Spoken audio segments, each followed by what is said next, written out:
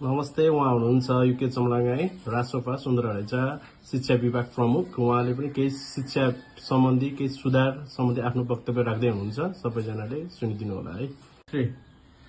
नमस्ते, म युके चौलागाई, सुन्दरहरेचा 9 मोरङ। यो शिक्षा सुधारको क्षेत्रमा म केही महिनादेखि 5-7 महिनादेखि म स्टडी गरिरहेको छु, अध्ययन गरिरहेको छु।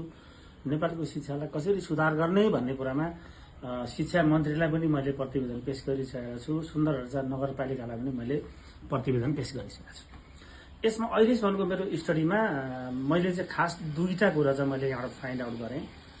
धेरै पब्लिकहरूले चाहिँ तपाईँको इङ्ग्लिस खोजिरहेको छ क्या, र उहाँहरू चाहिँ प्राइभेट स्कुलमा महँगो हुँदा पनि त्यहाँनिर चाहिँ बच्चालाई 20,000, 15,000, 30,000, 40,000 अवस्था हेरेर उनीहरूले एडमिसन गरिरहेका छन्। र उनीहरूले एडमिसन गरिसकेपछि हामीलाई वार्षिक शुल्क भनेर यति लियो, अरू अन्य शिक्षक नीति लियो, आवाज उठाइदिनुपर्छ उहाँहरू भन्नुहुन्छ। पहिलो कुरा त अभिभावक आफै सक्षम हुनु पर्यो। कुन कुन तपाईँकोमा फिस कति लिने हो, के गर्ने हो, र यो लिन खोज्दाखेरि चाहिँ विद्यालयसँग ट्याकल गर्ने कुराहरू उहाँहरूले गरिराख्नु भएको छैन। एक नम्बरमा चाहिँ अभिभावक आफै सक्षम हुनु पर्यो।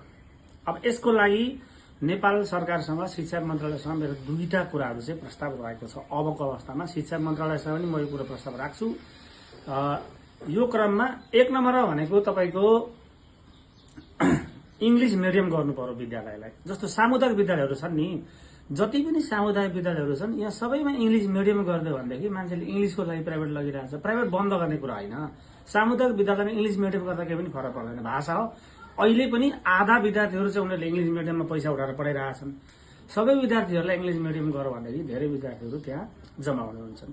अब इङ्ग्लिस मिडियम गरेर मात्रै भएन, यसको लागि विद्यालय सुधार्नको लागि त हामीसँग विद्यालय कम्ती छन्। सामुदायिक विद्यालयहरू कम्ती भएको अवस्थामा यो अवस्थामा सामुदायिक विद्यालयहरूलाई चाहिँ डबल गर्नु पर्यो क्या। जस्तो हाम्रै सुन्दरहरेचा एरिया पनि जति सामुदायिक विद्यालयमा एडमिसन गर्न लागि चाहिँ उनीहरू त्यहाँ कोटा छैन, ठाउँ छैन भने सरकारले सामुदायिक विद्यालयहरूलाई यसको डबल बनाइदियो भनेदेखि अटोमेटिक इङ्ग्लिस मिडियम भयो, सामुदायिक विद्यालयमा विद्यार्थी पढ्न पाए।